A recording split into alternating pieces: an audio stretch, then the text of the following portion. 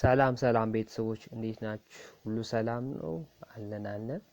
ዛሬ ደግሞ በዚህ ቪዲዮ የምናየው ሁላችንም ታክሲ እንሳፈራለንና ታክሲ ውስጥ የምንጠቀማቸውን የተለያዩ ቃላቶችን እናያለን።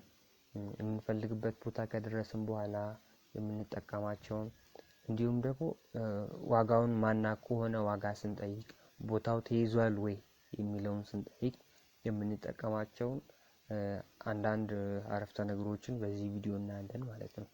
በመጀመሪያ ደረጃ የምናየው about destination ታክሲ ውስጥ መውረጃችን ሲደርስ ወራጅ አለ ብለን ስንናገር የምንጠቀማቸውን ቃላቶች እናያለን። about destination መውረጃችን ሲደርስ ወራጅ አለ ብለን ስንናገር የምንጠቀማቸው ቃላቶች ወይም አረፍተ ነገሮች drop me here እዚህ አውርደኝ drop me at ሸራተን ቦታውን በመጥቀስም ሊሆን ይችላል። ሌላ ቦታም ከጠቀሳችሁ ይቻላል። የምትወርዱበት ቦታ ይሁን እንጂ ሸራተን ጋር አውርደኝ let me out of here እዚህ ጋር ልውረድ get off me here እዚህ አውርደኝ ቦታችሁን ከደረሳችሁ ደግሞ እንዲህ ብላችሁ መግለጽ ትችላላችሁ። this is my last destination ማሳረጊያዬ እዚህ ነው ስንደግማቸው drop me here እዚህ አውርደኝ drop me at ሸራተን ጋር አውርደኝ let me out of here እዚህ ጋር ልውረድ get off me here እዚህ አውርደኝ this is my last destination ማሳረጊያዬ እዚህ ነው ሌላ አገላለጽ ደግሞ I want to alight here እዚህ መውረድ እፈልጋለሁ I would like to get down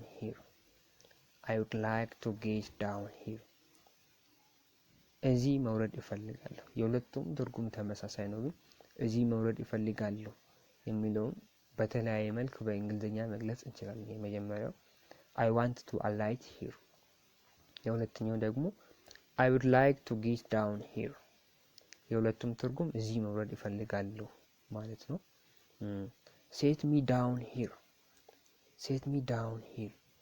እዚህ አውርደኝ I want to get off here እዚህ መውረድ እፈልጋለሁ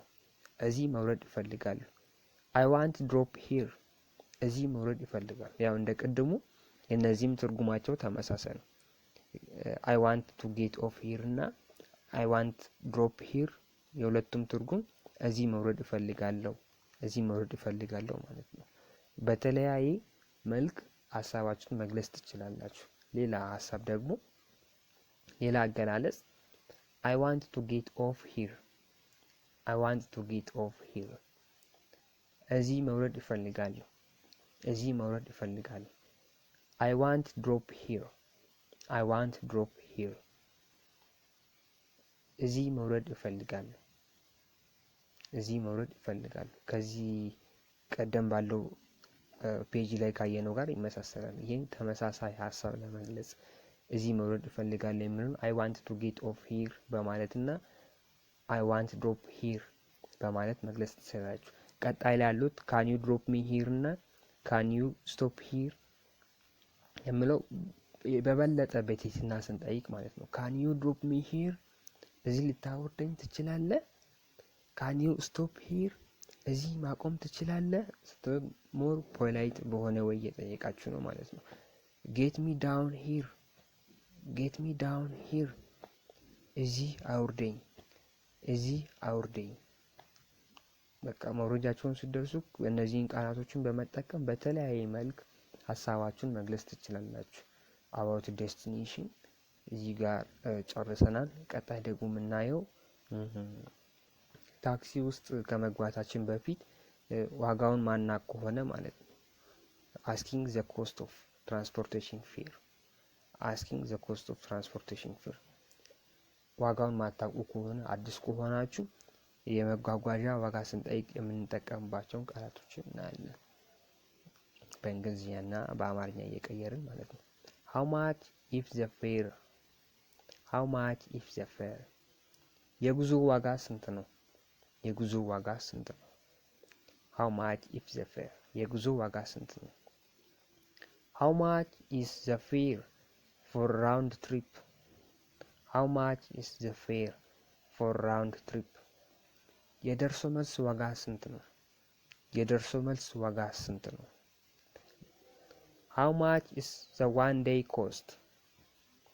how much is the one way cost? የአንድ ጉዞ ዋጋ ስንት ነው? how much is the one way cost? የአንድ ጉዞ ዋጋ ስንት ነው?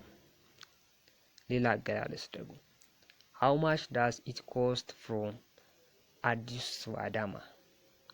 መነሻችሁና መድረሻችሁን በመንገር መጠየቅ ትችላላችሁ። መናሪያ ከገባችሁ በኋላ መኪና ከመሳፈር በፊት ከአዲስ አበባ እስከ አዳማ ስንት ያስከፍላል? ከአዲስ አበባ እስከ አዳማ what it costs the fare to travel by boat? what it costs the fare to travel by boat? በጀልባ የመጓጓዝ ዋጋ ስንት ነው? በጀልባ የመጓጓዝ ዋጋ ስንት ነው? እንደዚሁ በብዙ መልክ የትራንስፖርት ዋጋ መጠየቅ ትችላላችሁ። ቀጣይ ደግሞ የምናየው ትራንስፖርት ከጠየቃችሁ በኋላ ወደ ባስ ወደ ታክሲ ገባችሁ እንበልና ከዛ ወንበር አገኛችሁና ያ ወንበር ተይዟል ሰው አለው እንዴ ወይም ባዶ ከሆነ እሱን ለማረጋገጥ ስትጠይቁ የምትጠቀሙትን ቃላቶች እናያለን። asking for a seat in a bus. asking for a seat in a bus. አውቶቡስ ውስጥ ለመቀመጥ ይህ ቦታ ተይዟል ወይም ይህ ቦታ ሰው አለው ብለን ለመጠየቅ የምንጠቀማቸውን አረፍተ ነገሮችን እናያለን። ቀደም እንዳልኩት በጥያቄ መልክ ስናቀርብ ሐሳባችን ሞር በቲትና እየጠየቅን ነው ማለት ነው። can I sit here? can I sit here? እዚህ መቀመጥ እችላለሁ? እዚህ መቀመጥ እችላለሁ? is this seat free? is this seat free? ይህ መቀመጫ ባዶ ነው ወይም ይህ ቦታ ባዶ ነው ወይም ይህ ቦታ ሰው አለው ብላችሁ ለመጠየቅ is this seat free? is this seat free? can I sit here? እዚህ መቀመጥ እችላለሁ? እዚህ መቀመጥ እችላለሁ? በሌላ መልኩም ደግሞ is this seat occupied? is this seat occupied? ይህ መቀመጫ ተይዟል? ይህ መቀመጫ ተይዟል? የመጨረሻው ደግሞ በጣም በቲትና ስንጠይቅ ማለት ነው do you mind if I sit here?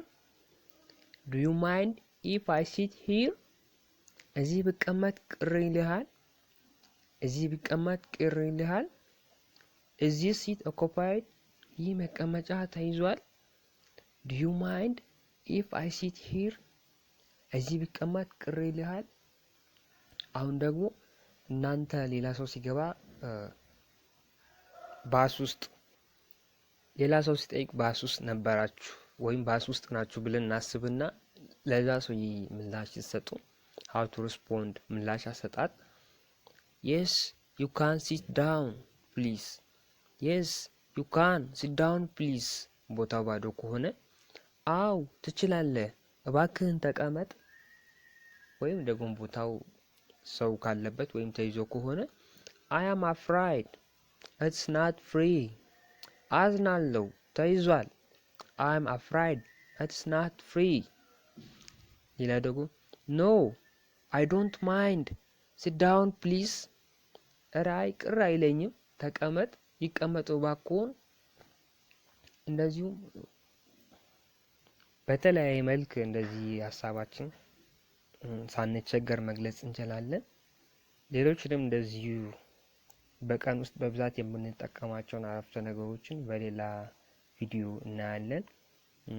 ስለተከታተላችሁ በጣም አመሰግናለሁ። ቤተሰብ የሆናችሁ ላይክ ሼር ማድረጋችሁን እንዳትረሱ።